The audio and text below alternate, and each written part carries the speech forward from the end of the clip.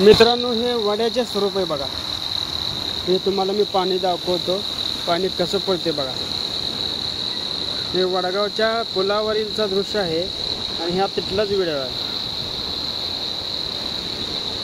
ते तुम्हाला बघून कसं वाटलं, काय वाटलं पाण्याचे स्वरूप, हे मला कमेंटमधून कळवा आणि शेअर करायला आणि लाईक करायला विसरू नका.